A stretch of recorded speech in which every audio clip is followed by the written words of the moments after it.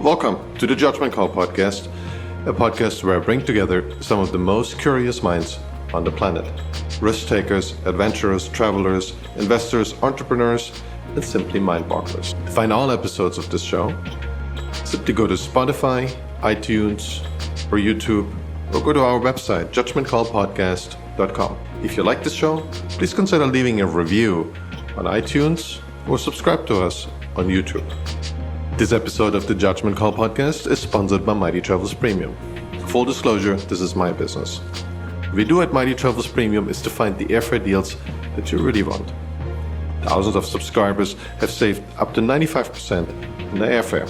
Those include $150 round-trip tickets to Hawaii from many cities in the US, or $600 lie-flat tickets in business class from the US to Asia, or $100 business class lie-flat tickets from Africa round-trip all the way to Asia.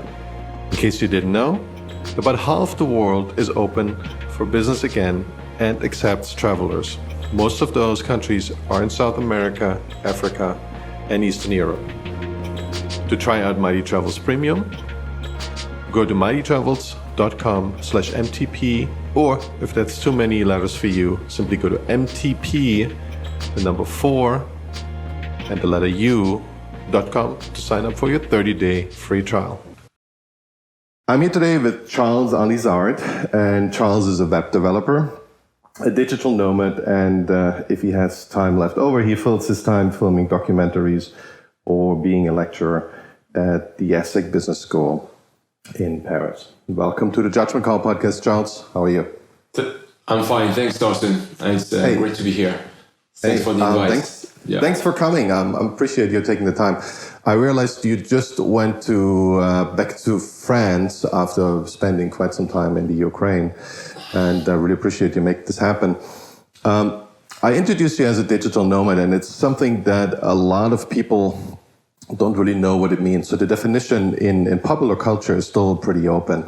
And I was talking to a prior guest, Niels Fleging, I think it was episode 10, and Niels was very dismissive. Niels was basically saying, well, digital nomads are kind of the worst. They go everywhere. They expect everything to be like in America. After 2 weeks of partying and using the free Wi-Fi and not talking to any locals, not learning any language, they kind of leave. So those are kind of the worst tourists because they are eternal tourists, so to speak, right?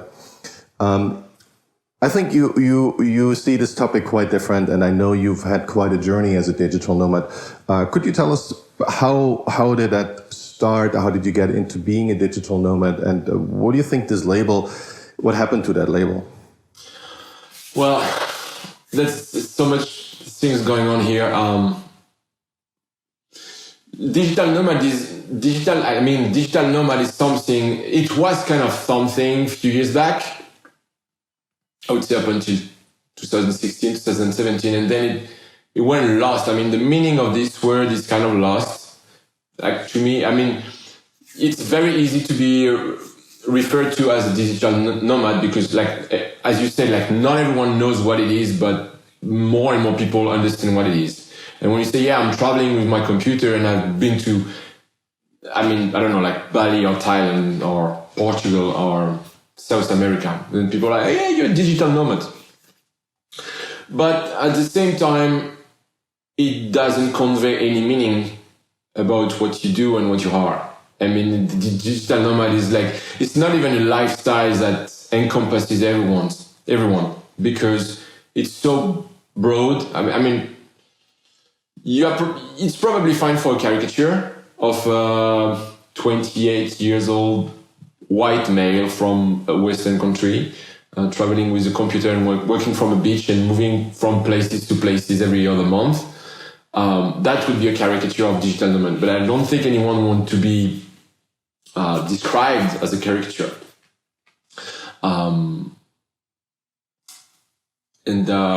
Yes, to some extent, if we keep using the term, my answer is kind of schizophrenic, because it's like, at the same time, I'm telling, like, don't use this word because it doesn't bring any meaning, and at the same time, I'm saying, like, what is a digital nomad? I think, yeah. I feel there's so much so much in it. That's why we're kind of haggling over this. I feel there's so much in it, and for me, digital nomadism is a very different definition than probably what is reality. And I think that's why I'm also struggling with this. I feel there's a lot of jealousy from people who don't get to travel or didn't get to travel. So that's kind of the problem number one. Problem number two is that for me, it's driven by curiosity and really making the most of your time that you have to put into work. Like we all have to do work, for better or worse, right? I think it makes us a better person over time, but we also need the money, most of us, unless we have a good trust fund, we can lean on. So we can use that time that is kind of that usually happened in an office, and we can move it to a place that allows for way more curiosity. And I've been basically being a digital nomad for the last 10 years. I've been to a lot of places that I could have never either afforded or would be interested in, or they were not at all touristy at all. So I went to pretty much any country in Africa, and I worked from Africa for a couple of weeks. I went to South America. So I went to 130 different countries in a way that you can't do. You can be an explorer photographer, right? But then you can't have a family, you can't have a career. So I took my children, I took my girlfriend. So we traveled as a family. It's something I could have never done being in a regular job, so to speak. It's something that I could never done as a tourist because I only get that amount of time off. I could have done it maybe as an explorer, then it would have been on my own, right? I could have been on a film project, for instance, and gone to all these countries. But still, my dream was always to see the world and compare the world and see how other people live. And for me, that was a golden opportunity. And I know this is not how a lot of people behave. I mean, when I went to Thailand, I always get shocked. I went back in, well, first time I went in the 90s, I thought it's awesome. Then I went back in 2005 and I already felt like, oh my gosh, most of the islands, it's not worth going anymore because it's gotten really weird. And then the Chinese arrived and it's gotten even more weird, I feel, in Thailand. And now they kind of retreated from tourism. But I feel like this has also spread to Bangkok. And I think this is the way the world works. Tourism grows so much and people movement works so much. And the wrong people go to the wrong places, let's put it this way. And that's where this strange perception of digital nomadism comes from. I think it's a fantastic initiative, but I agree with you. It didn't really pan out so well in terms of public perception. Maybe on the ground, and you know who you have more on the ground experiences, maybe it was actually different. Yeah. I think, the issue I was trying to raise with the way I tackle digital nomadism is it's very broad to be understood when you don't know what it is. And where I'm trying to go with that is the way you are a digital nomad is not the same way. You are a digital nomad and I am a digital nomad in some ways, and yet the way we do it is very different. My point was, when you introduce yourself as a serial entrepreneur, a podcaster, and I'm going to introduce myself in my own way as well. But many people introduce themselves as digital nomads. Say, hello, I'm a digital nomad, or I want to become a digital nomad. And that's where I think this is very limited, because it's way too broad to be defined using only one word.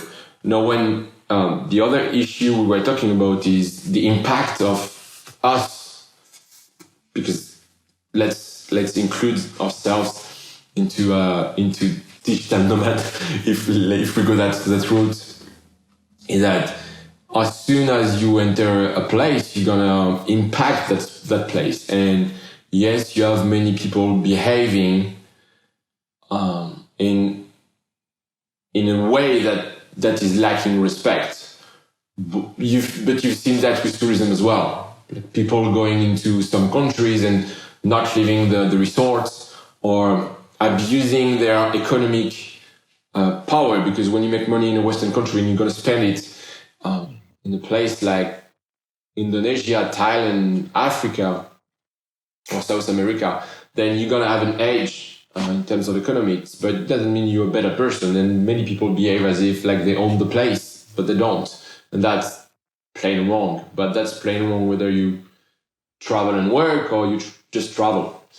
That's a good point. That's a good point. If I may interject, when I was recently in Mexico, and I was just the place I was at, the road just looked dirty, and I was like, "Whoa, this is really a poor area." And then I realized how many people will drive by because it's in a resorty area on the way to resorts in Las Cabas, and and I realized how many people will look down on people and say, "Oh my gosh, they don't even have roads. They don't even build real houses, right?" So those would be verbatim statements.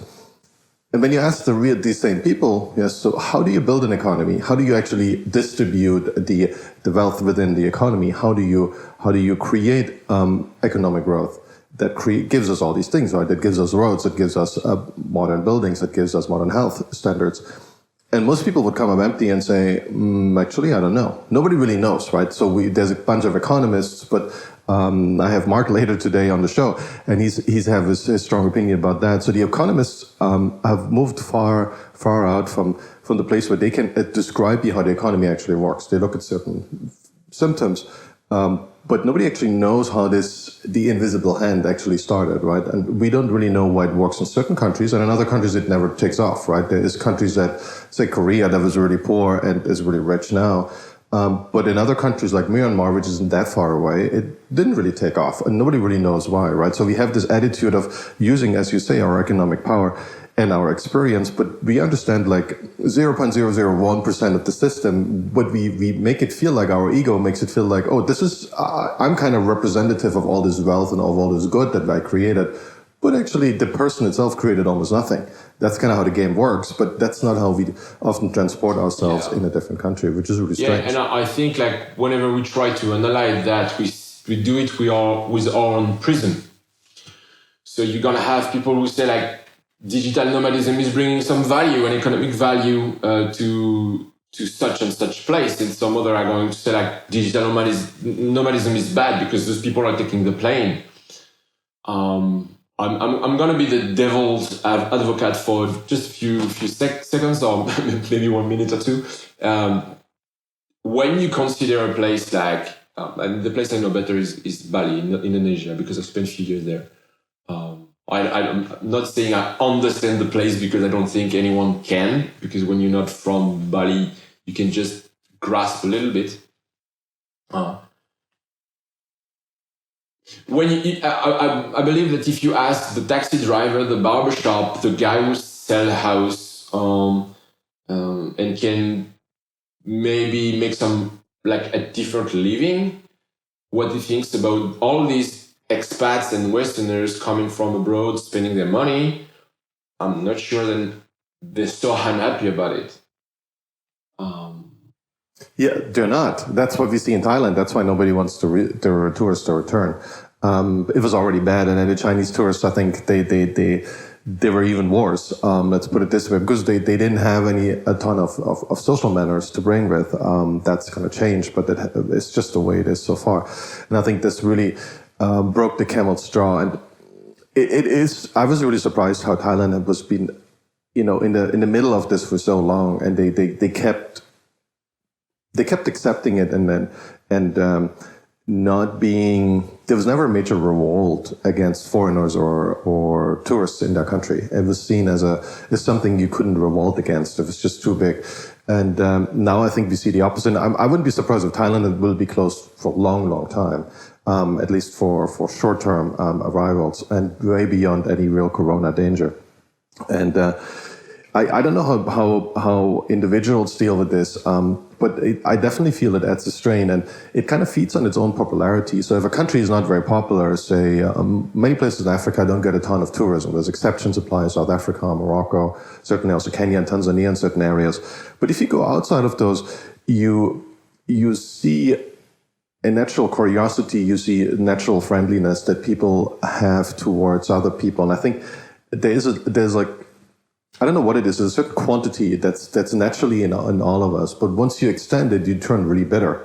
And that kind of happened to me too. I live in the touristy area here in San Francisco. And the amounts of tourists and the way they behave, even if you don't know the individual, you think you do. Because you think, oh, it's the same class, right? It's the tourist, or it's someone who should behave that way. You kind of turn against them because there's always someone who messes it up for everyone else. It's kind of like the terrorists on a plane, right? You only need 1 in a million flights, and flying is suddenly dangerous. Human psychology is not good with this, and I think we're too. Our filters are so broad that we just assume, oh, there's one tourist and he messed it up, and we actually maybe observed this, so it's not a super rare occasion, but it's something that we see in the press. And then we really turn against people, and I don't know if there's an easy way out of this. So I don't know. I was a couple of years I would have cited Thailand as an example that kind of were overcoming this psychological barrier, but I don't think they ever have. They were good at ignoring it. So I don't know if there's something you can really do. There is this tribe, this feeling of a tribe that people have, right? And as a digital nomad or as a tourist, you kind of violate this. Or even as an immigrant, you know, I'm an immigrant in the US, and I had the same problem, right? You don't belong here. There's always this feeling, and the US is one of the best places to immigrate. It still is. But there is this natural aversion to, we don't want to talk to you because you have a name we can't pronounce, so that's the end of story. That wasn't a real big deal, right? Very few people really brought me that reaction. But I'm saying, I don't know if there's a way to overcome this on a global scale.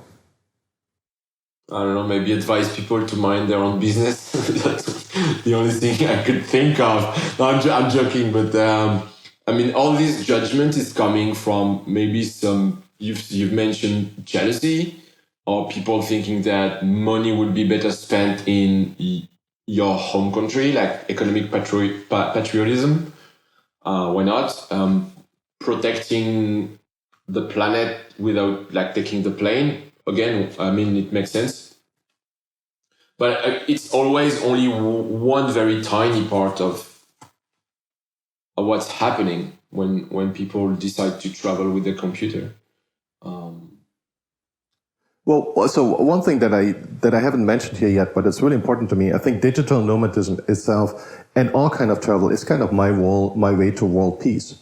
So I feel like if everyone out there would travel to 200 countries, somewhat voluntarily, you know, but maybe as part of the military, whatever it is, you don't come back from 200 countries and say, oh, we have to go to war with pretty much all of them. Maybe one or two because they're really regimes and you hate them for whatever reason.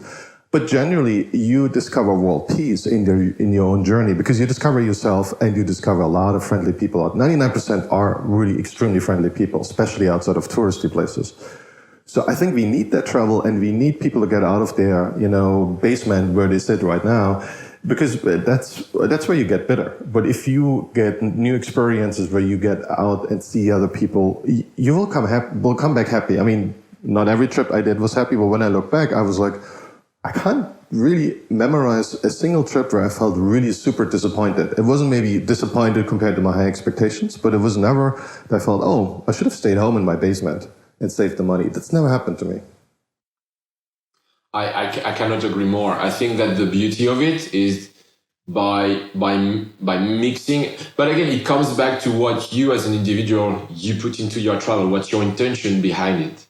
If you travel with your computer being like, boom, I'm gonna behave like a king, like spending what's little money in my country gonna make me a king wherever I'm gonna travel and behave as if I'm owning the place. That's only what you're gonna get. But if you travel with the intention of discovering and opening yourself and discovering yourself, then that's beautiful. And I think even if you can travel to a broad range of countries, or you can travel to some hubs into which you're going to meet many people from different parts of the world.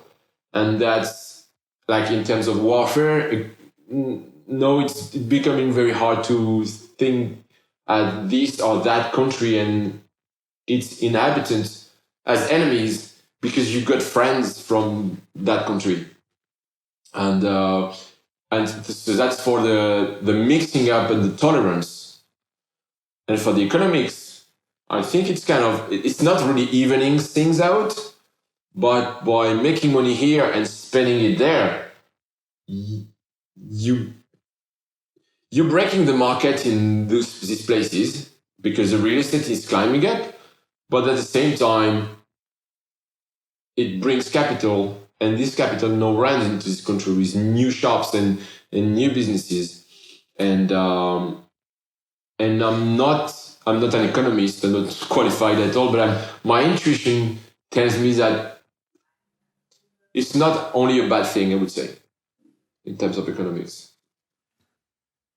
So I want to find out, what motivated you to go on your journey in the first place. So you grew up in France, right? And then you went to Thailand, Bali. Last time we spoke, you were in the Ukraine. What made you go in the first place? And what kind of was your what are really the highlights of your experience? And I know you like to stay longer in most places. What were like the highlights of your experience? When I was interviewing people for, maybe we're going to talk about it later on, but I've been interviewing a couple of people for remote mentors, a documentary I've been shooting about remote work. And it's a couple from the States, Rachel and Rob, and they've been writing a book about digital nomads in Bali. And what they came up with is you have push factors and pull factors. And that's what happened for most of the people who leave their home country to travel and work at the same time. So a little bit about my story is back in 2016, late 2016, after 10 years of living in Paris, and I had my studio doing design and development from Paris for different clients. I was moving a little bit at that time, been to, I don't know, like Berlin, Canary Island, Morocco, mostly for surfing, not to Berlin, but mostly for surfing. It was short-term journeys into which I would take my computer and go surfing with friends or on my own. And I was well versed into books like Remote, Rework from 37 Signals. I was very excited about A Year Without Pants as well. And all these books were really feeding my enthusiasm about traveling and working. I was craving for it. And just doing it a little bit, I was collaborating with people who I've never met, but I was based in Paris. And after 10 years of relationship and living in Paris, break up, and then I decided to pack everything. And I was supposed to travel to Bali for a month and a half, shoot a few videos, go to New Zealand. But then what happened is that I got really hooked to Bali, met a bunch of people there that, I was very excited with what I found I was in Canggu mostly, and I just couldn't leave. So I was postponing my flight to New Zealand. And then I realized, wait, I'm going to spend 2 weeks in New Zealand. I've got so much work to do. Why am I going to spend 2 weeks in New Zealand where it's cold and it's more expensive to be locked down in a flat for work? Let's just stay in Bali. And so I stayed in Bali, flew back to France for Christmas in 2016. And then a guy I met in Canggu, we became like friends, and he was like, next year I'm going to take a villa. Do you want to be my housemate? I'm like, let's do that. And then came back to Bali and spent most of the last year there. I've been bouncing, sometime for weeks, sometime for a weekend after that, but based in Bali for most of the time until COVID happened. And early last year, I found myself in Odessa in Ukraine, as you said. And I was supposed to be there for only 3 weeks. And then, the lockdown happened and I decided to stay. And then I spent most of the last year actually the entire part of the last year in Odessa by the Black Sea. And that's pretty much my story of how and why I became kind of a nomad. And you said I'm not really considering myself as a digital nomad. Why? Because I like to spend a lot of time in some places. I want to be based somewhere. In the beginning, I had the feeling that I should be bouncing every other month or every other term. But no, I really feel like I need some anchoring. I need to call some place home. I have the freedom to move, but that's healthier for me. I really enjoy being anchored, at least for a little while. So, not so much, not so nomad, like kind of free, but not so nomad anymore. Well, yeah, but everyone has everyone creates their own journey, and that's absolutely in the cards. I totally understand and I didn't get the attractiveness of Bali. I've been there 20 years ago, and I thought it's quite overvalued, very touristy, and it's difficult to get around. I was like, well, why would anyone ever choose to live there? And then I went back a bunch of times, and it gets better as the more you learn about the place, as the more you discover, and especially Canggu is a very special area. It's very pretty. It's very good. Climate is fantastic. It's very, very cheap to live. It's very high quality of food, and just there's a lot of, you can kind of choose what the crowd you want to hang out with, right? There's a bunch of Europeans, there's a bunch of Americans, there is even a few Indonesians too. They are actually further away. They don't really live in Canggu that much. There is a population, but it's not very considerable. And it's just a beautiful place to be near the ocean all the time, and just basically don't worry about anything. And I always feel the rise of digital nomadism, there's two things. One was you can work from anywhere. That was one driver. Only a few jobs really allowed that pre-COVID. Now it's like pretty established everywhere, as long as you can make the time zone work.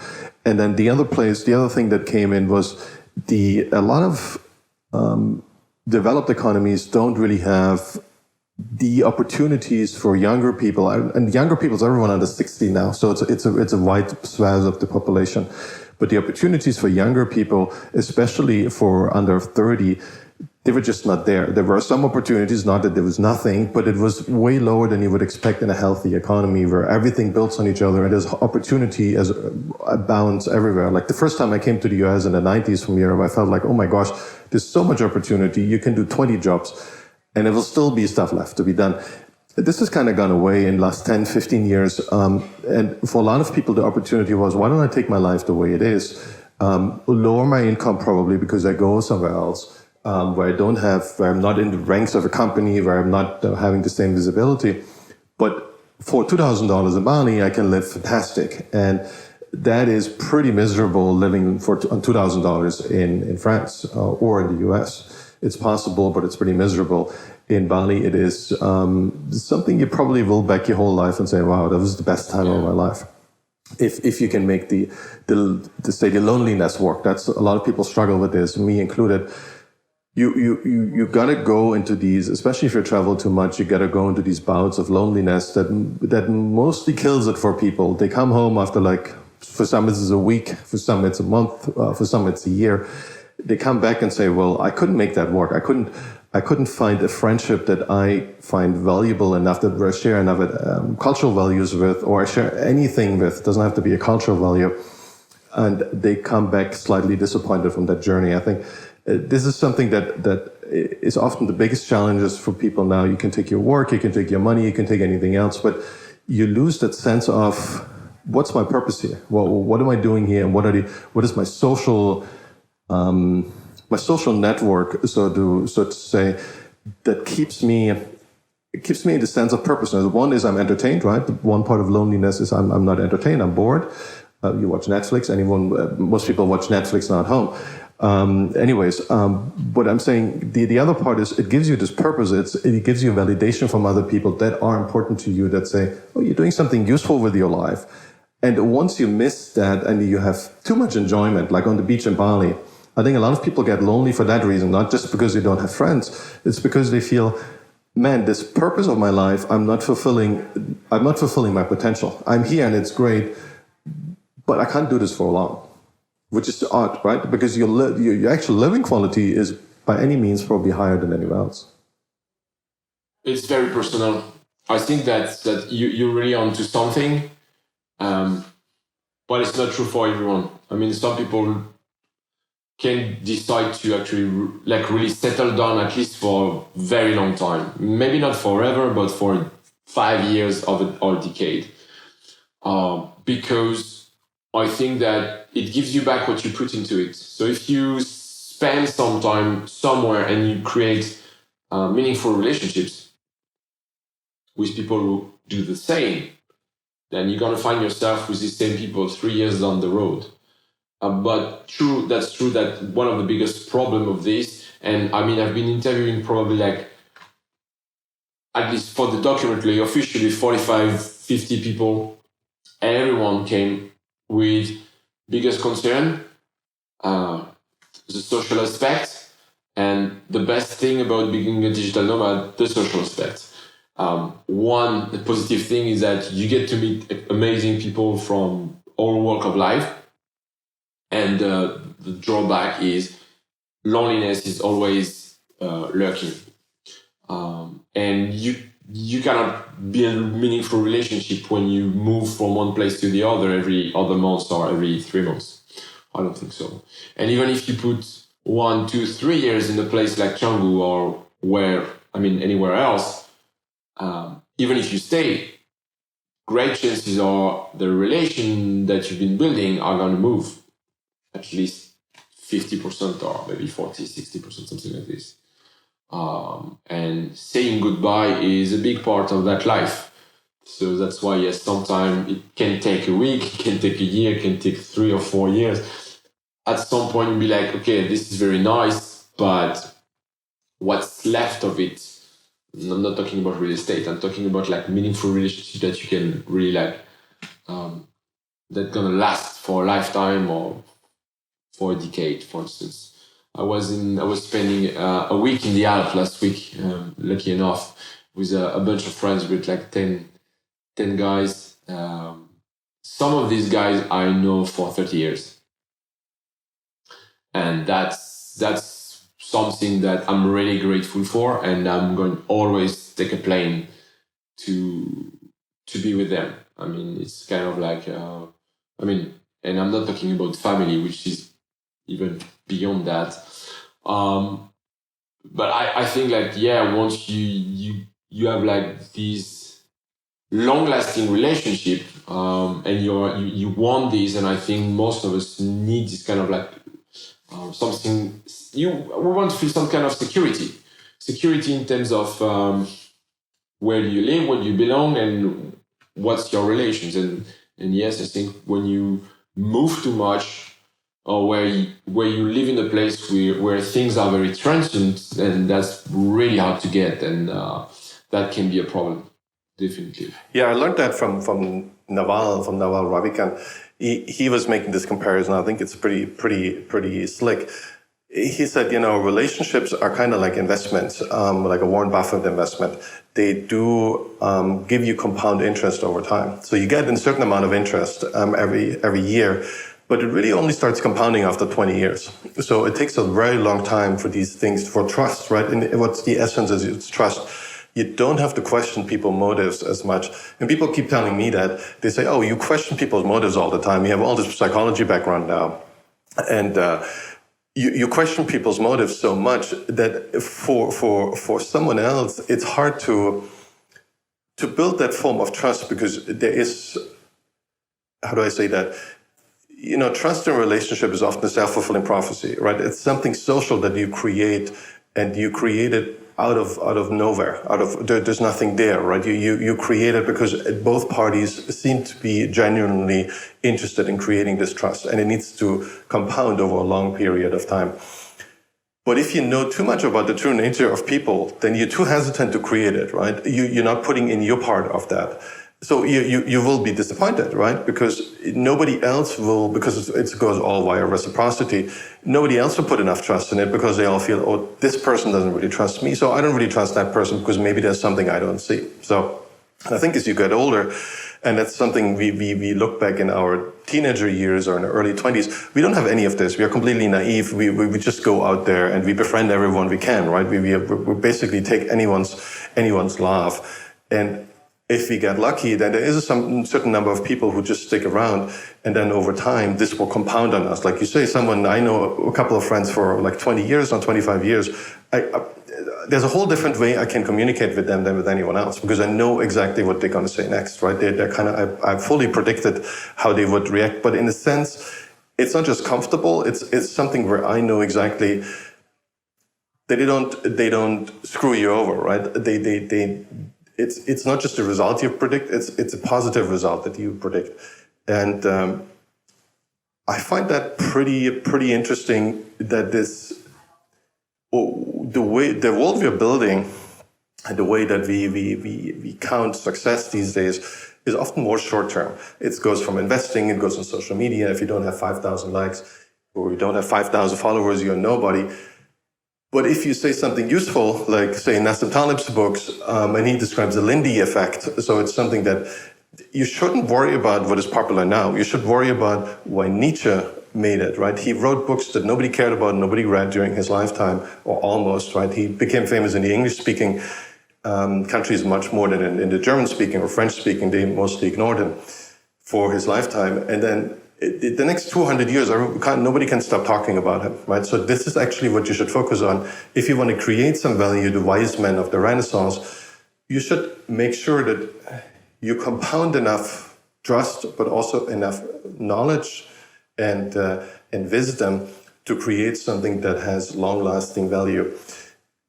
And the question is, if digital nomadism is, well, once we feel this loneliness, and I fully agree with what you describe, once we feel this, is this a good or bad signal for us, right? Is it something where we feel like, no, we're going to be pulled back to something, what I said earlier, to realizing our potential, or is it maybe the other side where we feel like, actually, we should do something that fulfills our potential, but it has nothing to do with the people around us, right? So the people around us are just the people around us, and they're great.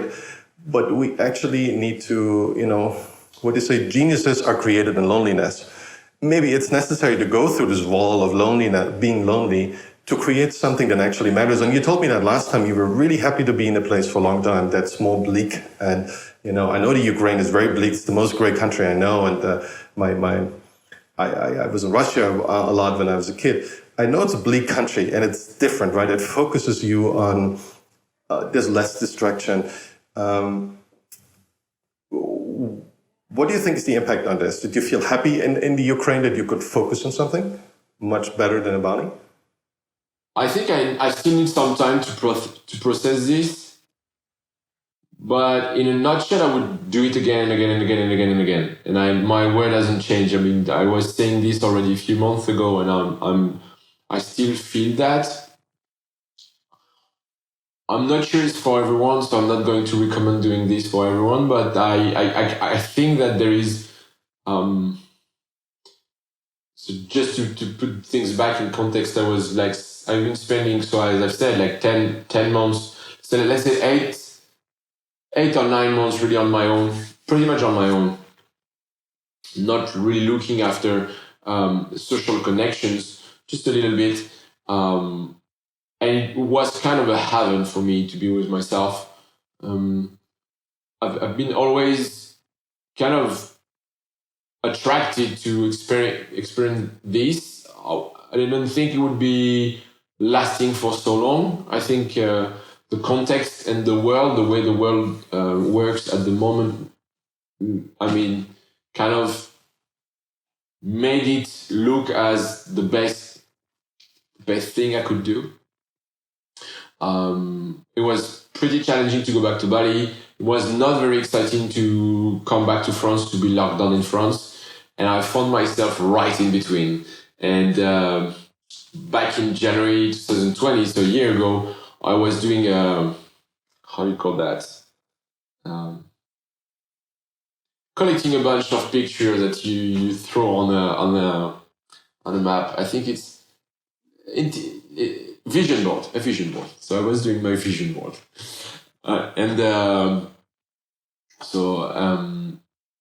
on this vision board I was putting Bali and France, and I was, because the shapes kind of overlap like this. So they were overlapping and just cut them around. And then what happened is I just really found myself right in the middle. Not in Bali, not in France. You don't have to choose. You just stay where you are. And I think that was very interesting. It enabled me to build stuff I would never have been doing so much work if I was staying in Bali or if I was in France or anywhere else, because I was just doing this. And my days were filled with journaling, working, playing guitar, going to the gym because the gym was open, and then I took a personal trainer. So I've had the chance of having a personal trainer for more than 6 months, 5 days a week, something I wouldn't have probably I wouldn't have done anywhere else. And the solitude, and this is what I wanted to say when you were talking about loneliness. First, there is a difference between being alone and being lonely. And I think being alone can be a very big opportunity. And I think we're not used to be alone anymore, and that's a big problem. Because you want to be with others because you bring something and they bring something, but you don't want to be with others too much so that you're not bored or so that you feel valued. And I think, yes, we need each other, and I mean, life is meant to be enjoyed with others, and it's good to have people as a mirror, but not to be too much dependent is a good thing as well. And this solitude can be very interesting to explore things as well. I mean, it's more like an inner travel than digital nomadism, but it's very interesting as well. There's a couple of things that come up when you say that. One I always felt is we take this for granted that we are kind of built as a social being, and we just say, oh, we need social people around us. But the real reason is, why was that an advantage surviving before? And one is obviously common protection and common security. But the other one is also, and now we see this with the hive mind, what people say, there's so much little innovation going on and so many things that could change the world. Literally one guy on Reddit can change the world. That's what happened last week. There was a guy who wrote a post a couple of months ago about GameStop, and it changed the world 4 months later, which is literally almost Wall Street fell apart. And that's one dude in his home writing a 3-paragraph article, which was brilliant, but it wasn't out of, like, a lot of people could have written this one, hundreds of thousands of people with a similar insight. And he actually did it at the right point of time and with correct analysis, so to speak.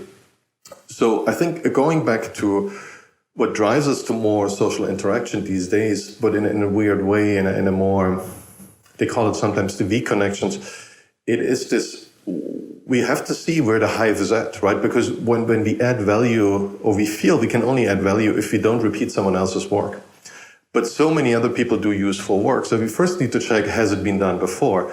And we've done this, we are like on a base level, right? But you don't look on Twitter for a couple of days and you're like, oh my gosh, the world has changed. You know, the Capitol was overrun by people in the US, which is a big deal. It hasn't happened in, 200 years. So we have a lot of things that we felt could never happen, and now they happen on a weekly basis because there's so much innovation. I mean, I don't want to use that word, but just things going on, shit going on.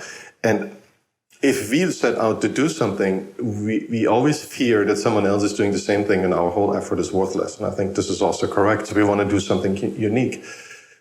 But finding an area that's really unique, we need to know what the hive is at. And so we continuously bounce, and I think I have the same problem. We continuously bounce between things where we just want to find out what is going on. Then we decide we do something, and 2 months later we realize, oh man, this changes everything. Like COVID literally destroyed hundreds of thousands of businesses, not just existing ones, also entrepreneurs coming up with new businesses. They completely had to change track. And that is why we almost like an addict, we go between the hive mind where we just, level up and try to find opportunities short term. And then we go back to our long-term opportunities. But these long-term opportunities, they get changed so quickly. In a 2 month, a startup can now go to like Signal in a couple of $1 billion of valuation. And it doesn't really surprise anyone. Everyone is in and says, yeah, that's kind of what I expected. And you're like, holy shit. So a 6 month is like, 12 month is like an eternity for a startup now, because nothing is stable for 12 months anymore. I mean, nothing is an exaggeration, but a lot of things change in 12 months. So the solitude experience, you have to find your field. It's certainly not, I feel it's not technology, it's philosophy, maybe it's even economics where this is true, or even maybe sociology, though this is obviously harder. Less and less fields allow you to be by yourself and really go deep thinking and find new solutions, or tons of new solutions like Nassim Taleb does. There's less and less fields. So when you look at the book market, I'm trying to find some book authors coming on the show, right? So I was looking on Amazon. How few people are actually published as a book, as a paperback. It's a ridiculously small number that actually have a certain distribution in the US. It's tiny. And I'm like, there's literally nobody left who writes books, because by the time you go through the whole process, everything you wrote about is completely gone, unless you have the marketing mechanism and you have a few exceptions to it. But it's not a way to push knowledge into the world anymore. Economically speaking, it seems that you have better result when you shoot videos, because perception of videos, people perceive the value delivered by videos way higher than the value they perceive as a book. And it's easier to shoot videos. I'm not saying it's easy, but it's easier to shoot videos than to actually write a book that's pretty solid, as far as I understand. I've never tried to write a book yet, but...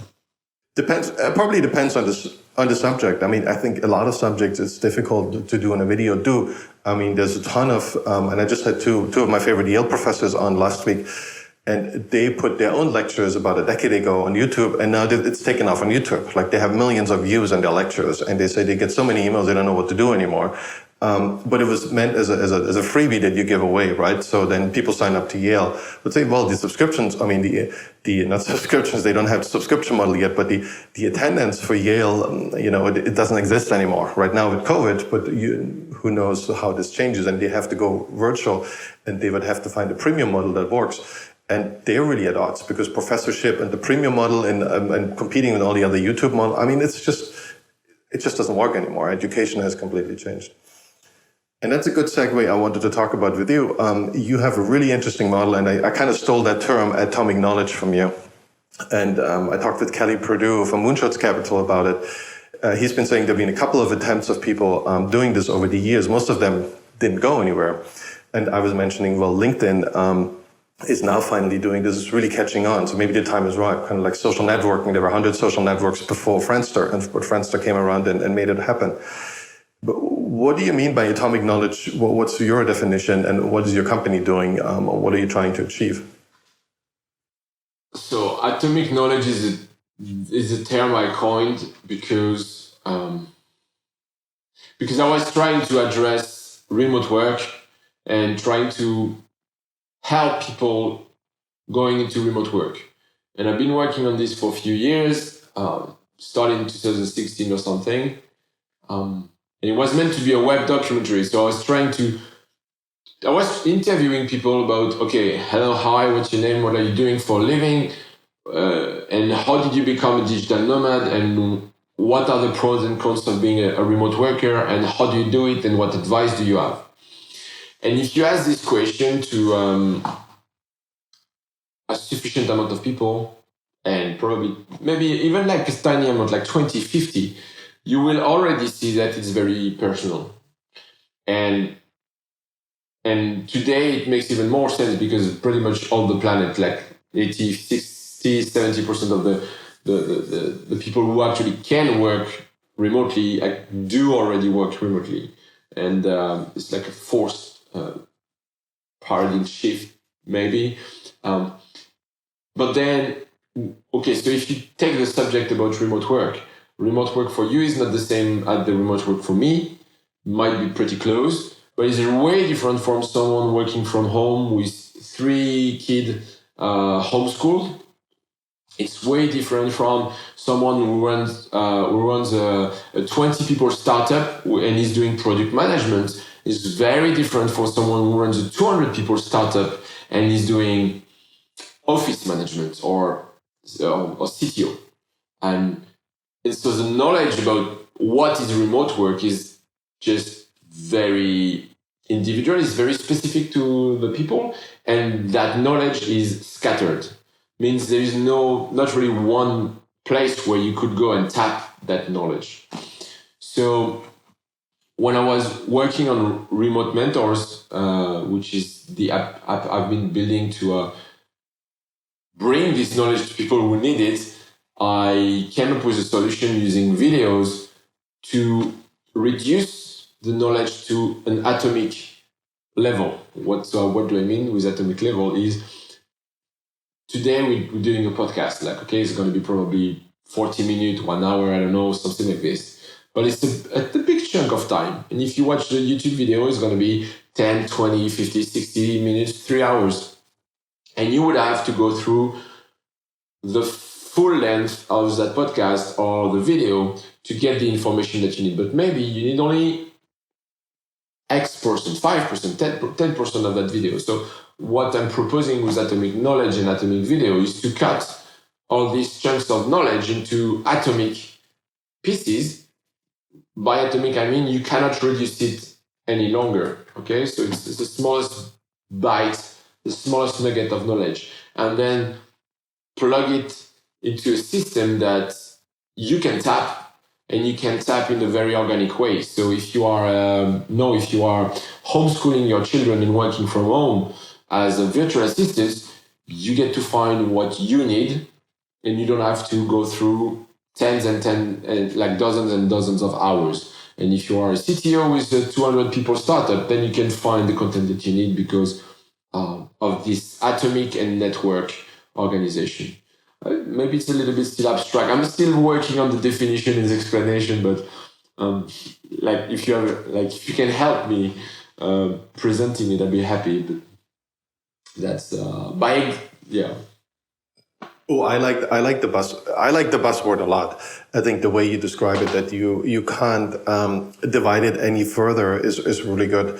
And I know that Google is working on a YouTube algorithm who basically uses the transcription and then makes suggestions inside a video what is the most important section of that video. So instead of just recommending watch this whole video of 1 hour, which most people won't do because it takes a lot of time, they will say, why don't you go to that timestamp? And you can already link to videos. I think a lot of people don't know that. I didn't know that until a couple of months ago. You can link to a video with a specific timestamp. There's you can Google this and you can say, you can just make a deep link. And then when that person opens this specific video, then only the section that you linked, or the beginning of that section, actually shows up. And so that's, I think it's a sign of the times that the social networks hold so much of that knowledge, and they don't make it very accessible. I always joke that anyone who's active on Facebook, on Twitter, they don't know what happened 2 days ago, and I'm beginning to have struggle figuring this out too. I'm like, well, what happened 2 days ago, right? It is. There was something, but you can't really figure it out. When I was looking up GameStop, for instance, and I was reviewing that trade, I couldn't figure out when did it actually go up, when was this real rise. And I have looked at that chart before, so I looked at it every day, and for the last 7 days, 8 days, and even before that, but I couldn't remember. Despite looking at it every day, I couldn't remember when did it actually happen to break out. I just couldn't, and it was all over Twitter. And I mean, I've had this information in my hands before, but it was never stored. So the ability to memorize long things and to build common sense, I think, has gone out the window. And the money is now in very, very specific skills. And what's even worse, especially for the kids, they know that the value of that information won't last very long. It's it now, and you either make money with this, like GameStop, right? You make money with this in the next week, or that's it. Then you can't do anything for the next 2 years. It's just, you need to find these nuggets, as you say, and the half-time of their expiration is extremely high, and that's what I'm worried about. So I feel that's already a problem for me as a software or internet entrepreneur. Whatever I do, I know is already out of business in 6 months or 12 months. And that's really worrying me, because I want to create something for the next generation, kind of like this podcast, right? So I'm not sure anyone in the next generation is even remotely interested in this, but I want to create something educational that doesn't feel like education eventually. And what you describe is, I think it's a wonderful level to spread out the knowledge. And you see this with really short videos on social media, and you see those it's essentially relatively few people who get all these Twitter likes. I think it's 0.001% of Twitter users get almost all the likes. And they have a style, and they have the amount of followers to create these viral posts.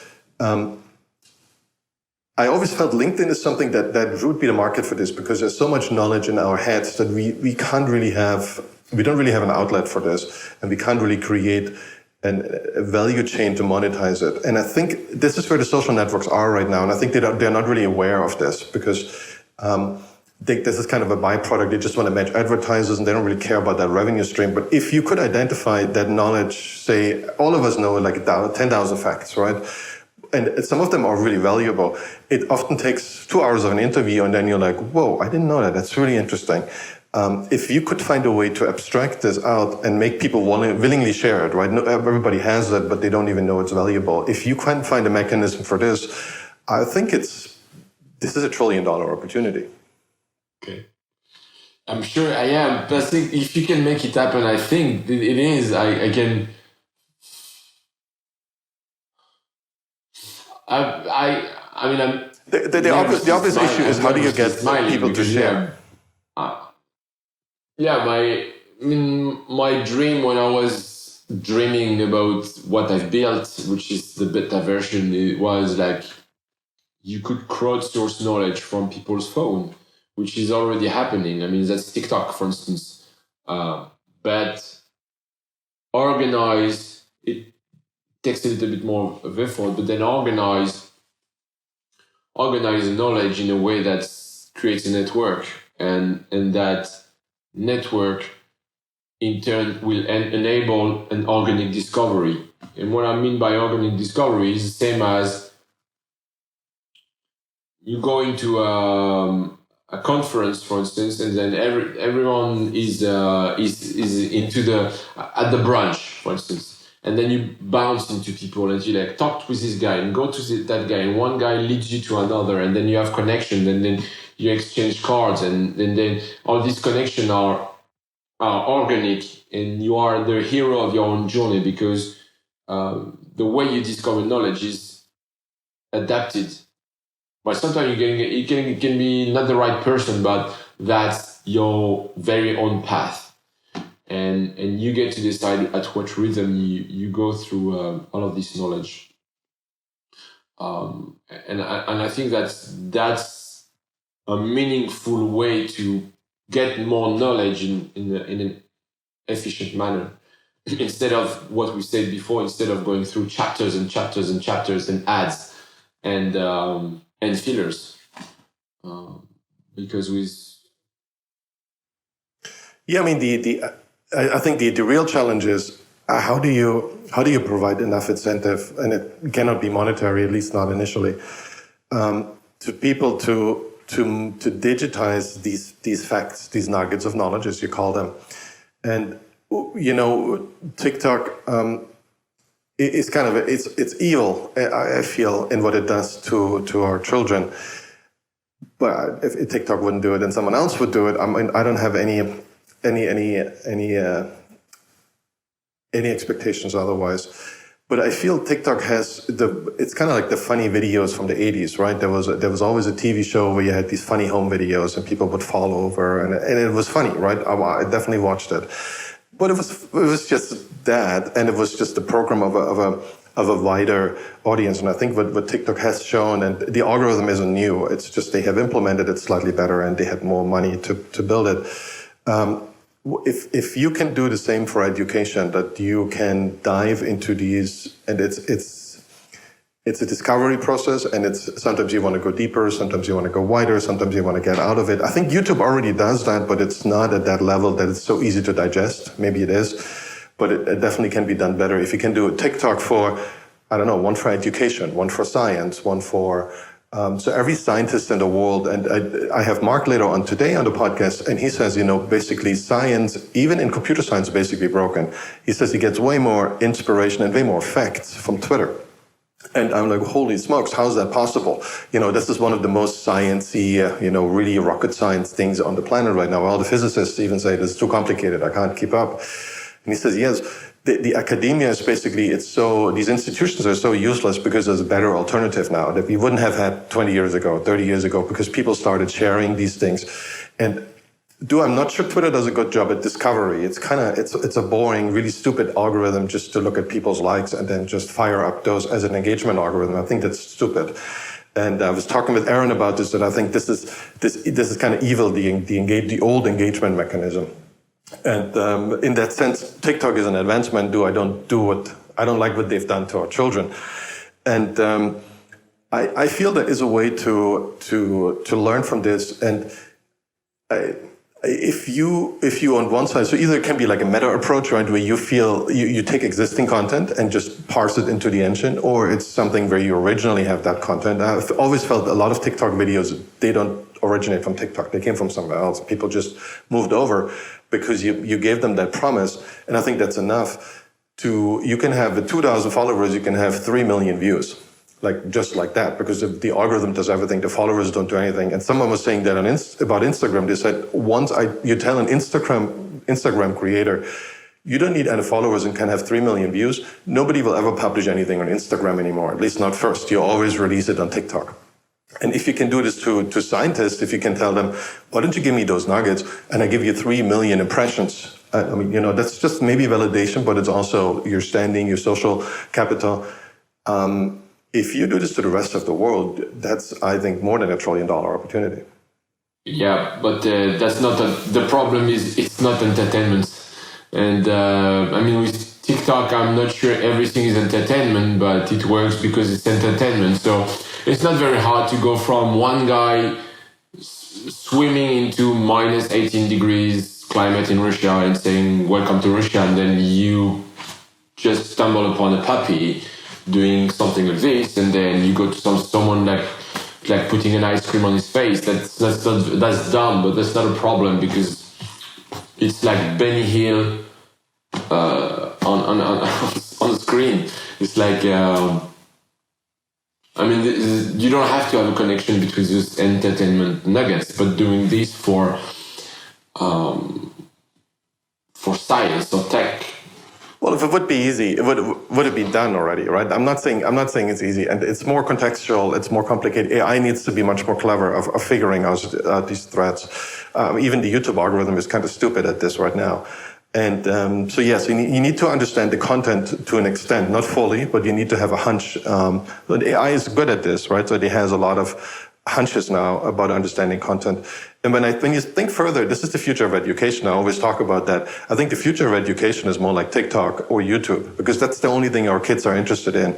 And kids are always gravitating towards knowledge, maybe socialized knowledge, right? Not like hardcore knowledge. They don't want to read a science book because they feel they do a lot of work that's actually not rewarded because nobody cares about it.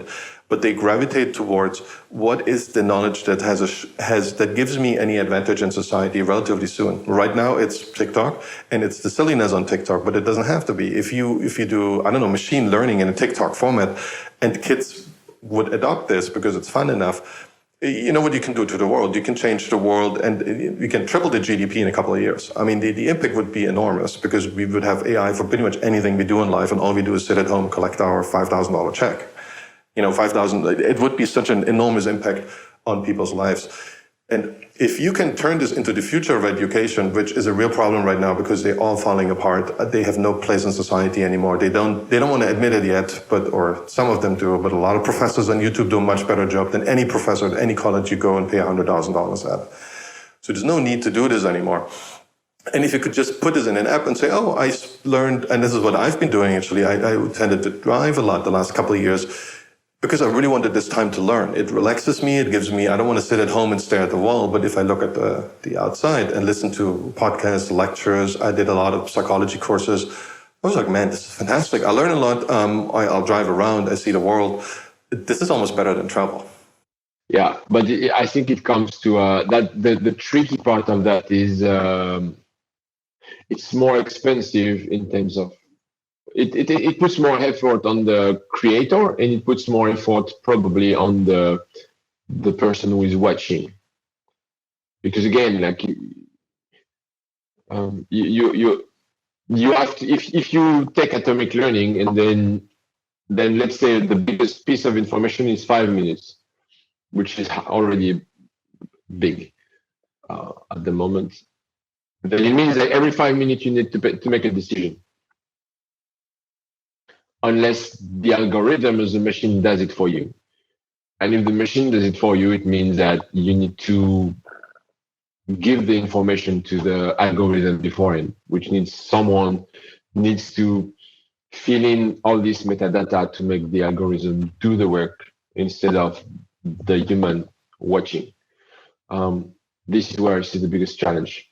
And one of the limitation I've seen so far with atomic videos is this effort. You have to click to go to the next stage, which is clicking Oh yeah, every 60 that's seconds. not right. Yeah. This And, can't be happening. and It can't be no manual effort. yeah, and you don't have it with TikTok because you just scroll down and it's very satisfying. That's why it's addictive, because you have a satisfaction. Watch video, and then you're ticking the boxes, and that's satisfying. If you have to break concentration, because each time you finish one piece of information, you need to click to get the other one. The stakes need to be very high to match that effort.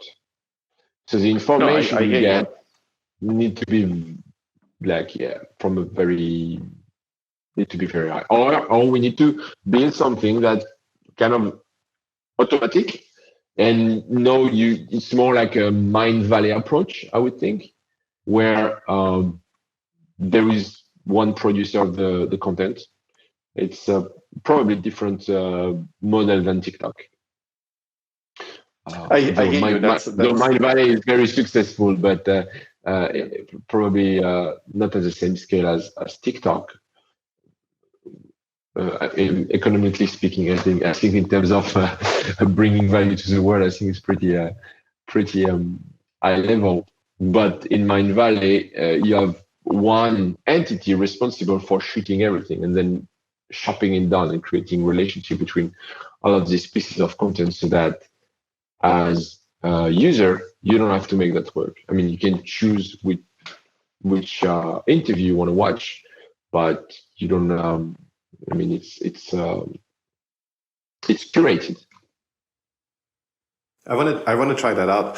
Do I think it needs to be curated by an algorithm, so to speak? One thing I just wanted to add, what I feel always changed the game for me was I didn't like chemistry in school. I loved physics and biology. I hated chemistry. I don't know why. Do it very similar. And I loved math. And one thing that turned it around for me was experimenting with actual chemicals, right? Seeing things blow up, literally. I was like, man, this is awesome. I don't care about the math anymore. I really just want to experiment with this stuff. So if you can go that far, and with AI, there's a bunch of abstraction layers, but in the end, it's very easy to just run it and nothing happens. Or you run it on your local machine or some other cluster, and you see what happens, and then you validate the results. You're like, whoa, this is really cool. So it's very easy to experiment with AI. The understanding it is hard, but playing with it, like I do this in my own spare time, I think this is very rewarding. That's just one topic. I mean, there's hundreds of topics, but even with history, say, instead of just, and I don't know what the answer is, obviously, but just learning about the facts, you can see into people's lives. You can have videos, obviously, their remakes, how it felt to be in the 16th century in a chapel, right? Or what would the discussion be about in the 16th century England? I read a book for the 16th century, a Scottish book, and I was surprised how different the language was. Like the English at the time was quite different than the current English. It is understandable, but you're like, well, interesting. I never knew that. I just learned that now. It's not too late to learn. Probably with French, it's the same. I know it's the same with German. It's quite different from 400 years ago. I want to move to a slightly different topic, and now that I mentioned French, I always felt, and you're the closest I can torture with this topic, and you can tell me if we go into a direction that you don't want to. I always thought about the French exceptionalism in the last couple of hundred years, right? France has been a republic pretty early. It was one of the earliest ones to have a democratic revolution. Didn't turn out that way, but at least people tried. It had something of a leadership role in the world, I would say, for a long time, and now definitely in Europe. And what I always feel when I go to French-speaking colonies, say in Africa, there's a really good civil society, like institutions built. Say the basic of civil society works so well, even if it's just projected into Madagascar, which is a really poor country, but the city and the way it is built looks beautiful. There's an enormous amount of civil engineering going on that actually works even in Madagascar, which is a really, really challenging place to do that. And it's all French, I think, ideas that came with this. And what I felt, this was really an enormous advantage, 18th, 19th century, And then it kind of trickled out, and the way what French exceptionalism delivered to the world is, how do I say that? It hasn't been as prominent in the world, and I'm trying to find out what the factors are. And I feel like the American and British influence is really Adam Smith, right? You don't need to do that much. You basically install a basic system, enforce the rules a little bit. Everyone gets rich, and everyone loves it. Like it's a very light approach that takes a while to take off. And sometimes it doesn't, but usually Kenya, Uganda, these places took off. Some of the richest countries in Africa. Basically, by just doing the same everyone else does, just it was with the right system, so to speak. What do you think that is, and what is French exceptionalism to you, growing up in in that country? What do you think happened to it over the last couple of hundred years? Oh, it's a very deep one, and it's pretty. I think it's even dangerous question. Well, yeah, you can decline to answer. That's all good.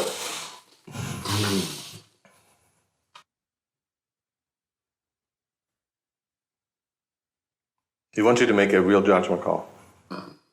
That's chemical.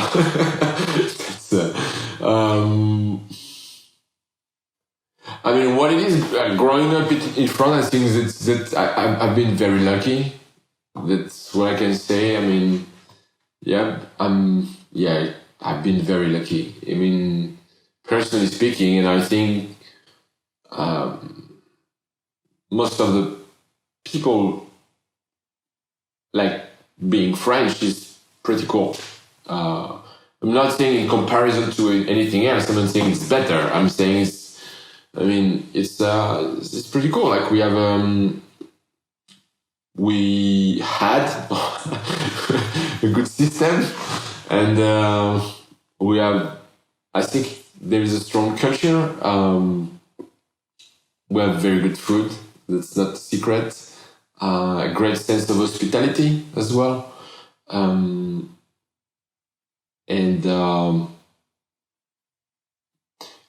There is a big history behind. I mean, we can talk about the last 100 years, but France has been around for quite a while, and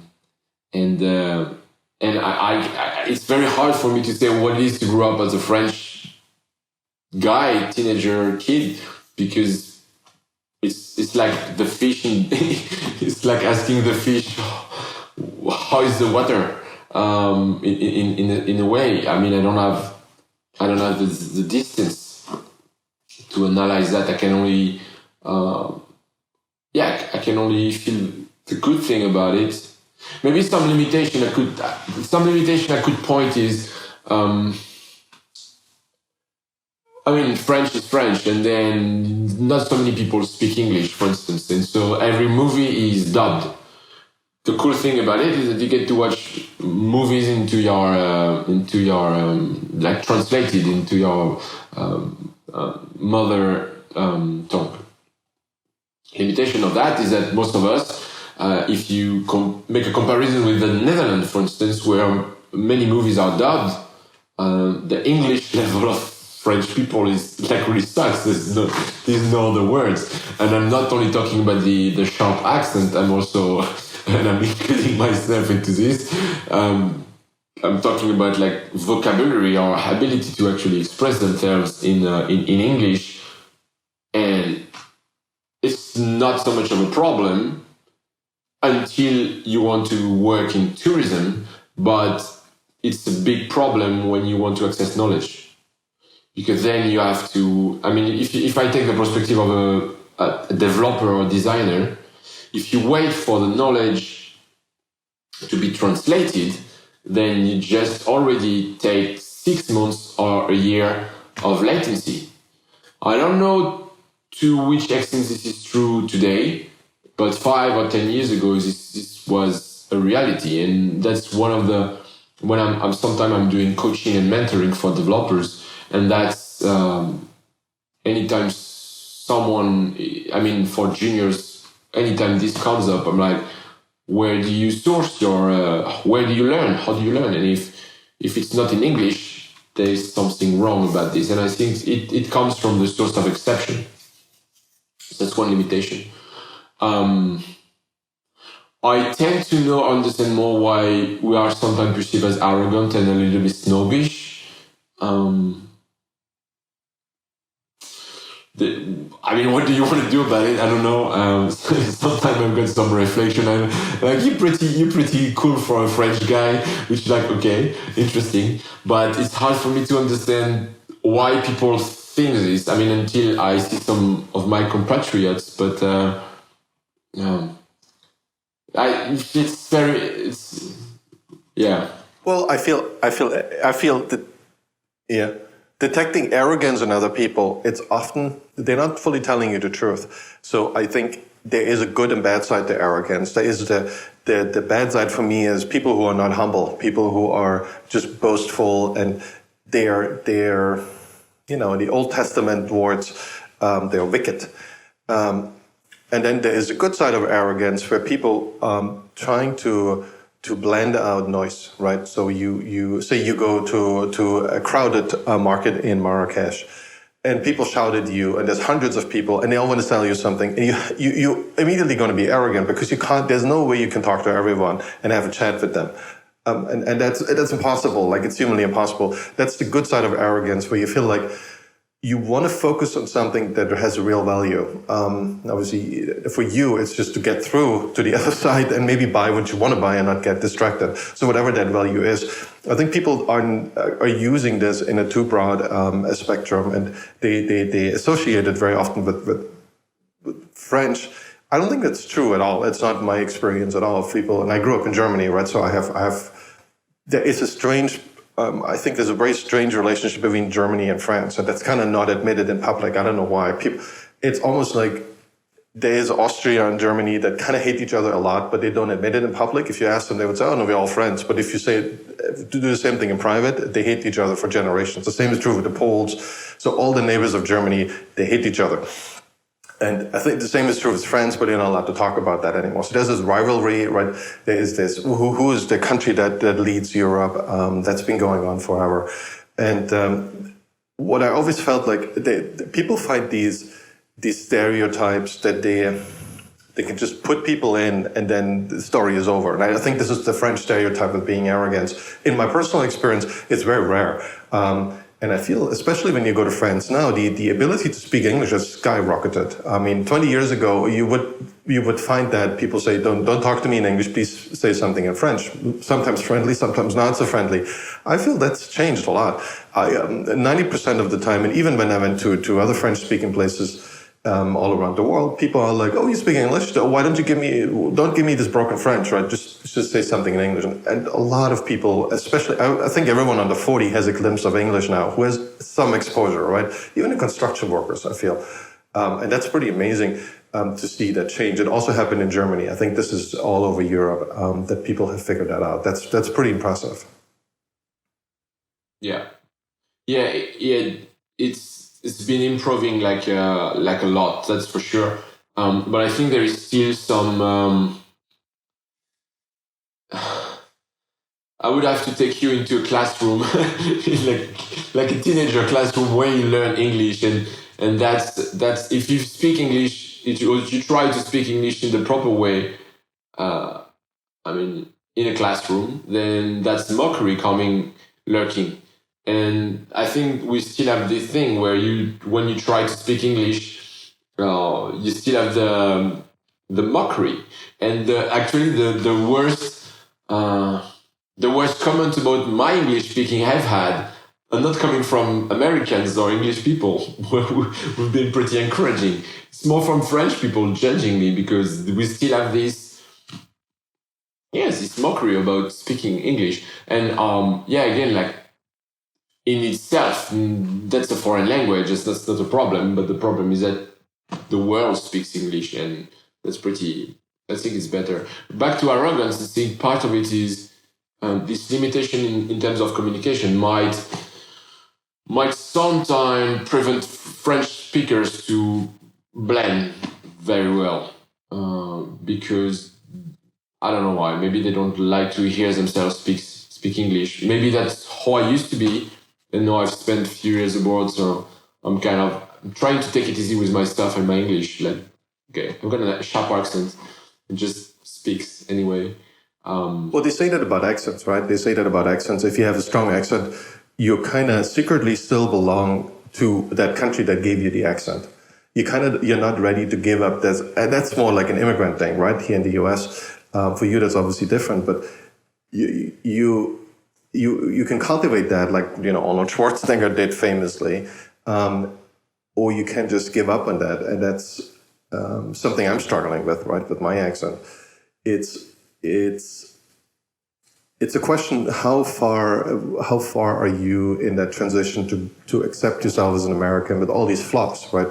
There's a lot of things that are different in America, especially in the extremes, than they are in Europe. And it's hard for anyone, especially when you come from Europe, to accept that fully. And a lot of my French-speaking friends who grew up in France, they carry a huge accent because there's so many things that are good in France. I don't want to give up on them. I want to be part of that culture, part of the American culture. And to an extent, you can do that, right? I mean, that's absolutely doable. A lot of entrepreneurs here in the Valley, they roll that way.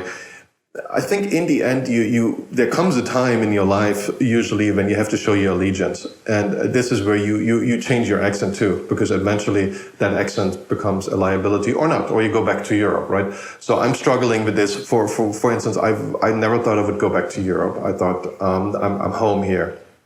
I felt that the day arrived. But now things have changed a lot, and in the U.S., the city's basically imploded. The whole spirit of entrepreneurship in the U.S. has gone down the drain. It's still there in certain pockets, and it's there in PR, but as a broad initiative in many states and in many people's minds, it's underwater. Everyone's depressed right now, but I feel that's something that shouldn't have happened, from my point of view. And Europe. I went to Athens in October, and Athens I always thought of kind of an African city. It was really dangerous, and it's kind of everything is in a state of, it's almost falling apart in downtown Athens, and I always looked down on that, right? And then I came back this year, and I'm like, whoa, this is probably the most urban city I've been in a long time, because the American cities are not urban anymore. You can't go outside; it's too dangerous in many places, and there's just nothing going on. Everything's closed and boarded up, and Athens was just this epiphany I had is, well, Europe has been initially in the initial stages of Corona, and I don't actually know what happened in the last 6 months, but until October, it's done remarkably well, and the cities comparatively were so much nicer than anything you can find in coastal America, at least, exception as Florida. And that really shocked me. I'm like, whoa, suddenly Europe is on this revival. Maybe it wasn't. I think it's over now, and what I hear out of Germany especially, it's pretty dramatic. I definitely don't want to be there anymore. But that looked different 6 months ago.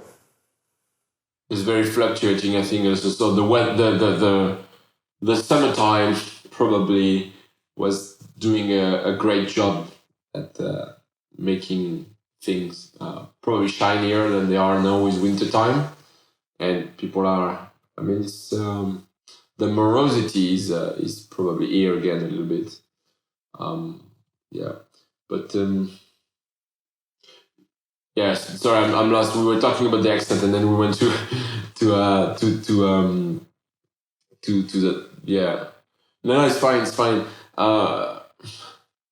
I think it's different when you work on your accent. It's different what you want to achieve with it, and when you talk about your own accent, that's in the context of being a U.S. citizen and leaving your accent behind. I think also the German fits way nicer with the German accent fits way nicer with English because of the roots of the languages, which are different from Latins, and so it's sharper when you speak French. Maybe also Arnold Schwarzenegger did a great job as like bringing the adoption of that kind of accent.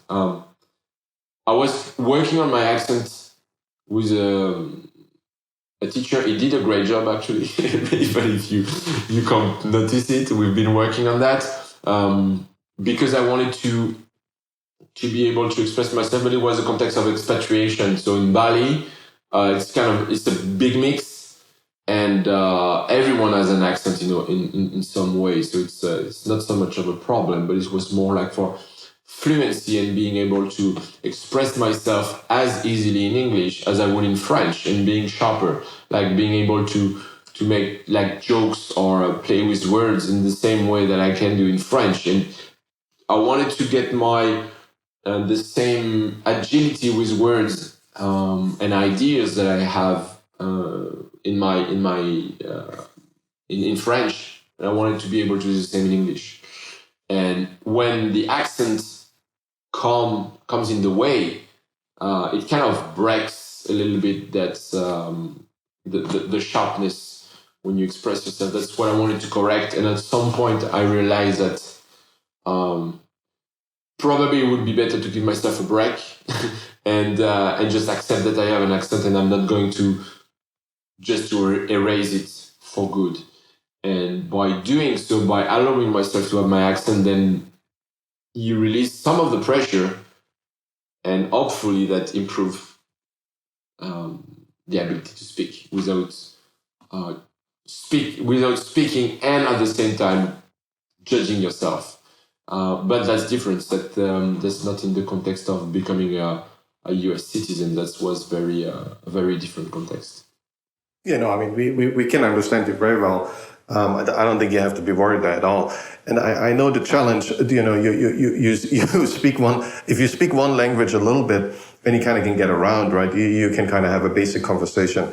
And then scaling it up is a lot of effort. I've been there with Russian. I was actually pretty good in Russian for a while, and I feel it's hard for me to have a complicated conversation. Russian lends itself very well to complicated conversations. It's awesome. But I just, the brain power required, like the practice you need in order to do this fluently is a lot. And I learned it as a kid, and I spoke it as a teenager, and when I went there early in my life. But I find it really hard to get there. And I know why these authors, the Russian authors, they excelled so much in the 20th century. And I think German is pretty close to this. It's good for really complicated subjects, but it's good for like deep dives. It's not as good to talk about the big picture. I mean, that's also how the people roll, right? And so there is and when you said that, I feel certain languages lend themselves to certain purposes pretty well, but you can't say if you're really good in France, and I make assumptions here. You say when you, for instance, talk about culture, or you would talk about a certain emotion. Finding the same words in another language is really hard because they might not have the words, or they don't have the meaning, or the whole debate about this is pretty underdeveloped. And I always feel this with Spanish, right? There's certain things I think you can express beautifully in Spanish. But even if you're really good in English, it's not the same, right? So the language is not just like a different, like a development, like a coding language. It's also, there is a lot of common experiences baked into it. And I always say that that's the curse of the philosophers. The philosophers start kind of from scratch. Nobody knows all the other philosophers out there and what they've been going on about for centuries. People forget about that. They may know a little bit. So they don't have a lot of stuff to reference to.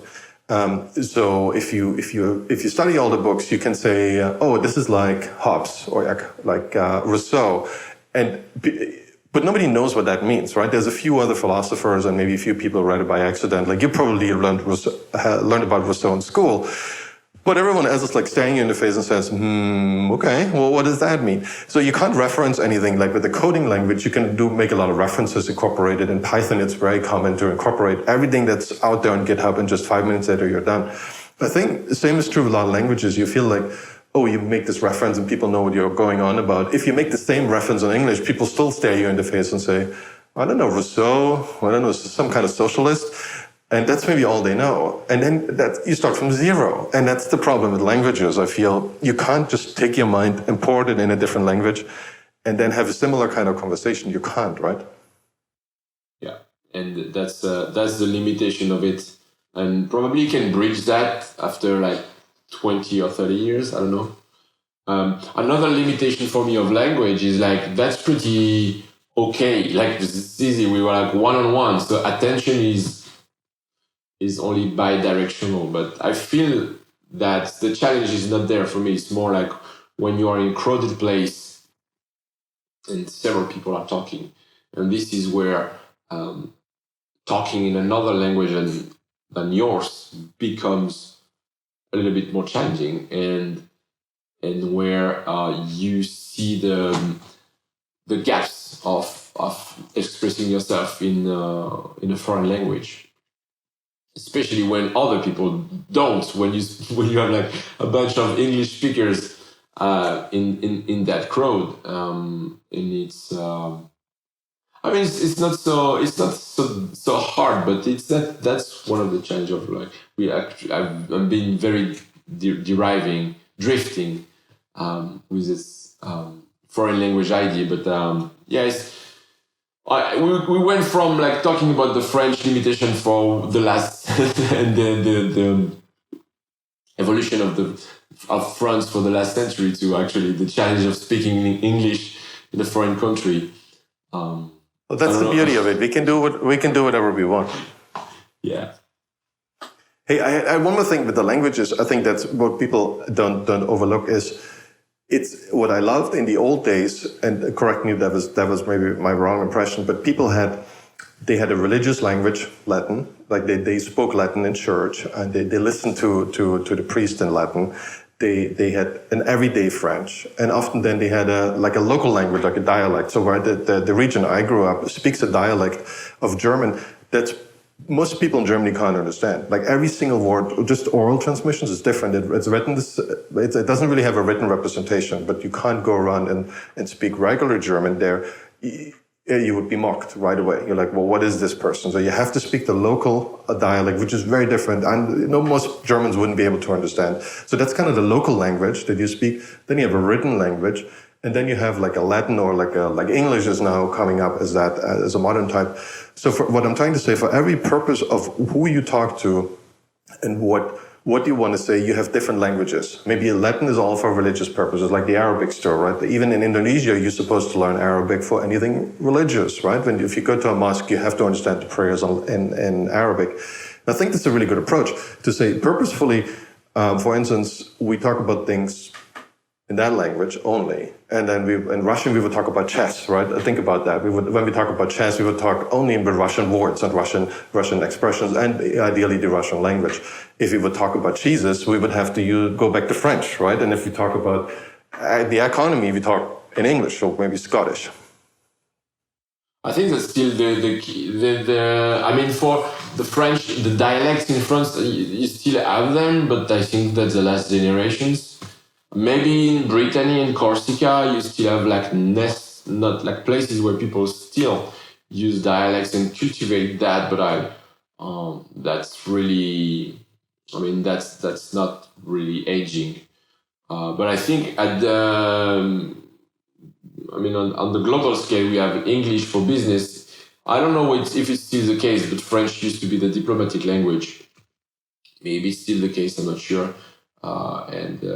The game has been changing quite a bit during the last 20 years. Only in Quebec. Only in Quebec. For the diplomatic language? Okay. Yeah, I'm kidding. But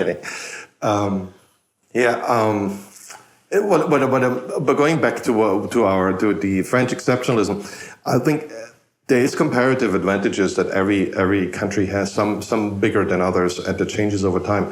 But it's being reflected in the languages, right? So you see that language taking off because the influence and the culture is so strong, like Hollywood movies, right? They influence a whole generation. That's kind of all they know about social interactions outside of their group of friends. And this is 100% Hollywood. It's just so far ahead of everyone else. Nobody can compete with it by a long shot. Or like Google, right? Google can just change the search results, and then we would never see, I don't know, Donald Trump again. And like anything with Donald Trump would be censored. And I think 99% of the people would just accept that, and you change the perception of reality completely. It's gone, right? So wherever you're good at, you have the ability to not just voluntarily, but almost like involuntarily. It's almost like the Chinese propaganda mechanism, right? You once you have these monopoly of elegance, of knowledge in that area, you can kind of push around everyone else who wants to be in that area of even arts or storytelling, or we see this in the internet economy right now, where everything is basically, if Google wants to push us around, they can. Nobody can replace Google relatively quickly. And I think this reflects this exceptionalism. Once you figure something out, you basically become a king, the modern day king. Zuckerberg can do whatever he wants to an extent. yeah, until you're no longer a king, because something don't Yes, or something don't revolution. last. Revolution or one way, because you were talking about the last 100 years and the French exception. I'm kind of like thinking, my thinking is kind of all over the place regarding that subject, but the influence of France is like, I haven't been everywhere in the world, but it's, I mean, you talk about Paris, pretty much everyone I've heard about Paris. And for instance, spending like a few months in Odessa, the music in the supermarket was pretty much 95% only French. And you could see French writings everywhere. And especially when it comes to food. And I've been impressed by the way I was received as a French guy. I mean, in terms of like welcome, oh, you're French, very interesting, da da da. And that's, I haven't done anything personally for this.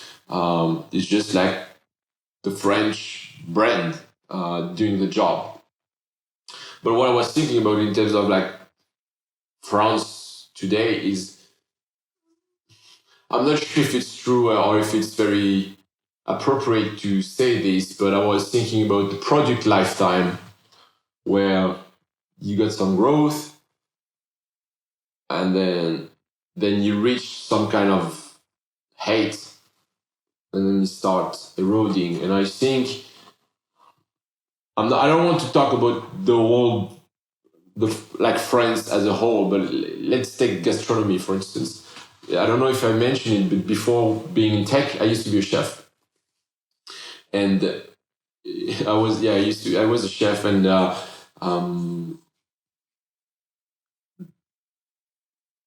at that time, and it was not so long ago, but at that time, like France was really like on the top of gastronomy, pretty much. But it was not the beginning of the end, because it's not the end of French gastronomy. French gastronomy is still something, but we were kind of alone until like 15 years ago. And then you had like Spanish chef coming in, and Japanese chef and American chef. And then suddenly you had chefs all over the world. They were here before, but then with communication and everything, it was no longer about only the French gastronomy. And something that we used to take for granted was no longer here. And French gastronomy is still very strong, still something, but it's no longer a monopoly. And we can no longer pretend that we have monopoly of gastronomy or monopoly of cuisine or monopoly of good taste, because it's just plain wrong. But when you keep thinking like this, when you keep thinking that, not sure if, I mean, you have to put a lot of salt in what I'm talking about, what I'm saying, a lot of salt. But if you take for granted that you're the king and you don't need to make any effort, but then one day you wake up and it's someone else, or you're no longer alone. And I think that's what happens with exceptions. Again, a lot of salt, but that's the best way I think I can put what I think about France as a whole.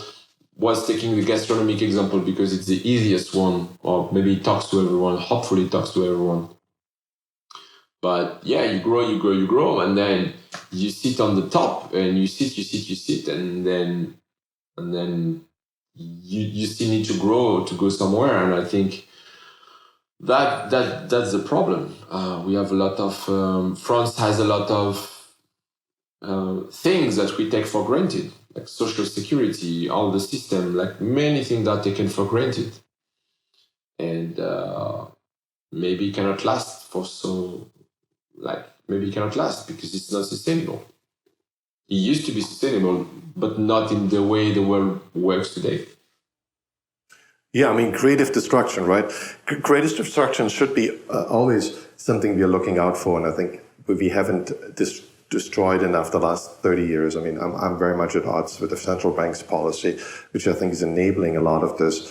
But in the end, it's a cultural and political decision to go along with this, I mean, especially in such an entrepreneurial country that the US used to be, I expect better. But the whole world has that problem that we, excuse me, that we run into these, and I think this is natural. We've been successful, but now there's China out there, and there's other places out there, and we have these.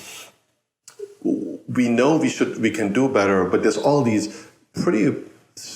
And they say this about democracies, and I mean, this is also true about the way we created these countries. They're very fixed in place, right? There's all these laws, and there's all these places. This framework has been built for so long. Especially France has been building it for hundreds of years. The US is a little newer. I think this was partially their blessing, that it was simply wasn't as stale. It was still able to be flexible and change and adapt to whatever was coming. And the European countries, they haven't gone through the same level of renewal, I think, since the French Revolution. And it was the Renaissance that kind of demanded that change in aristocratic policies, right? There were a lot of writers in political philosophy that came up 14th, 15th century and said, oh, we need to change this because it just doesn't vibe with the people anymore. That we have these blood relatives that are, most of them are idiots. There might be some great king in there, but usually they're idiots. And why do they rule a country with so many smart men that have been educating themselves? So the aristocracy was pushing, and then the peasants were pushing. Everyone's pushing for a more democratic idea. And then we had this huge destruction and the creative destruction. I would exempt the 20th century mostly from there because I think the core structure of states has often been staying the same. And the US basically only rose to power in the 20th century, right? Before it was very regional and not much was going on, to be honest. And I think we need, and people call it the Great Reset. I think they have different ideas about that. But I think what's happening in France is happening simultaneously in a lot of other European countries, and it's happening in the US, Australia, UK. They all build on the fruits of, I feel, Adam Smith and a culture of a rule of law culture that we can trace back to the Greeks, but is really, I feel, like an 18th, 19th century idea. And we haven't really reset enough to make that happen, but it's our choice to change that, right? It's easy to change that if you just have the will to do that, and that's true in the US as well as in Europe. And when I left Europe 20 years ago, I really felt Europe doesn't have the will to innovate at all. I always felt the US had more of this. I'm not so sure it's true anymore, but the will to change was just not there. Everyone felt, let's just hang on to the old system. It's worked so well for so long, and it grows this resentment. And France has a lot of trouble with this, right? There's a lot of, had more immigrants than all the other countries for a long time in Europe, and immigrants feel that first. They feel first there is something wrong. There's not enough opportunities being produced. I'm in the wrong place. There's a lot of social resentment. If you have less immigrants, it's less of a problem, but you get there as well. And I think all the other European countries, maybe exception of Poland, have the exact same problem now. That young people are not properly integrated into the system because simply there's no opportunities for them. It's the boomer generation and the generation after that holds these powers. And maybe it is time for a revolution, right? I mean, not a revolution that's bloody, but a revolution in terms of how we think about how creating new opportunities. And the French are experts in this. So I hope we can learn from that. But this renewal process, there's something broken in it. And obviously we're going to get beyond that. It's not going to stay like this forever. But I'm trying to find out what happened. And I think entrepreneurs feel this first because they, like immigrants, they rely on new opportunities being created. Everything's just the same. The incumbents eat away all our business. Then Amazon does everything. Google does everything. We literally have no place in society. And I feel this has definitely been happening the last 10 years. And the escapism, another ism that we wanted to talk about, as digital nomads and monasticism was equally an escapism. A lot of people in our generation, they just escaped the reality, and they still do, like video games. And now it's the next generation is infected by TikTok. That's a big problem. And since this is the best solution for us. It's like drinking, right? Drinking seems really harmful because it harms your body. But for that person in that moment, and even for a long time, it's often the best solution psychologically because the alternative is suicide, violence, or other heavy drugs.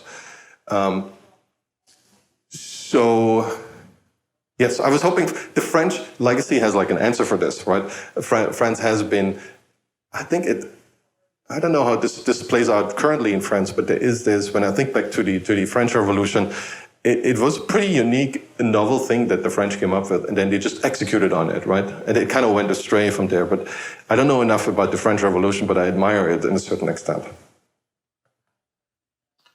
Sorry, that was was that a question? Yeah, no, it wasn't. It wasn't.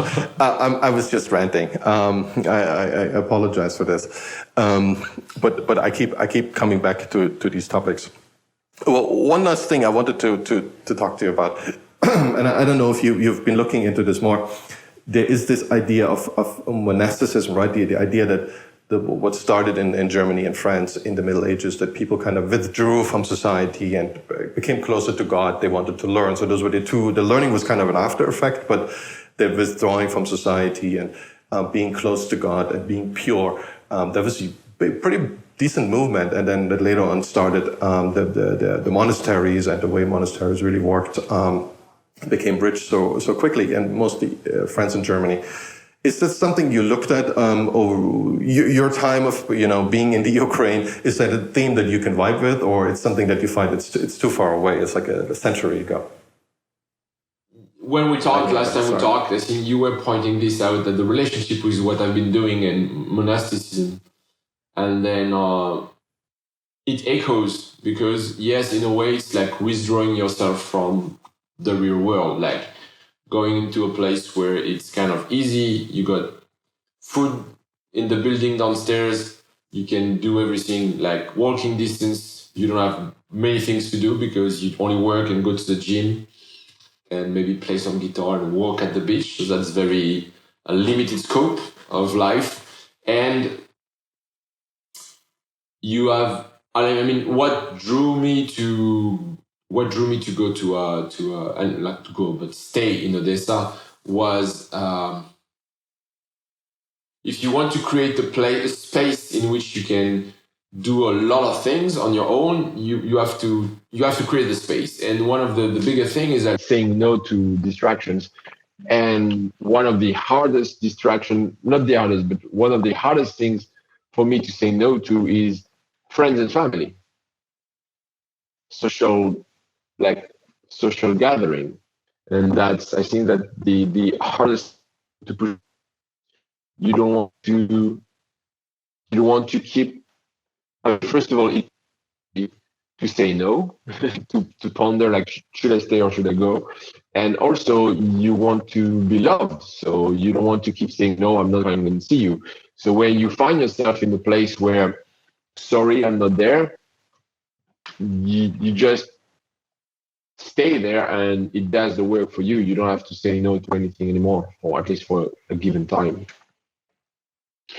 Then in terms of like relationship to sacred stuff and God, I don't know how to put it, because I mean, I have my own way to believe in God.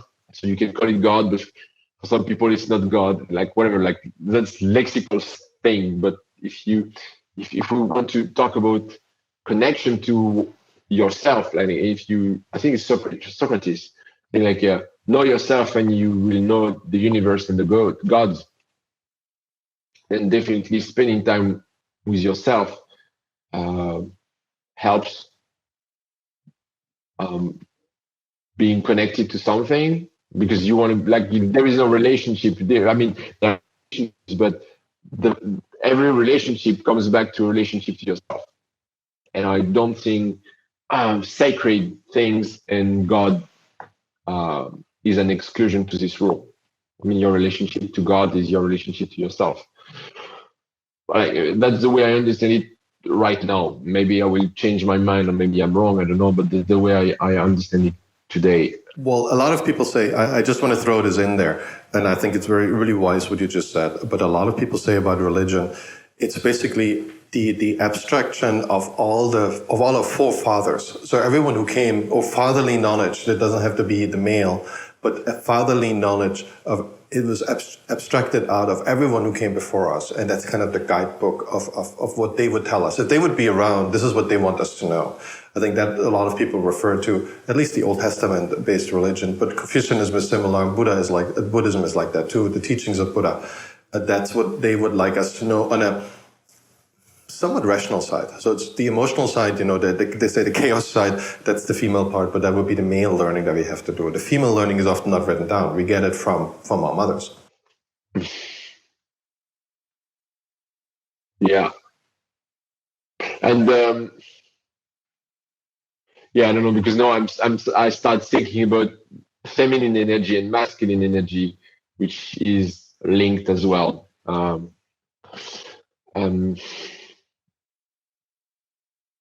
When you withdraw yourself from, I mean, I haven't withdrawn myself from life totally, but I've been doing some experiments. But you also withdraw yourself from dating, for instance, for at least a few months.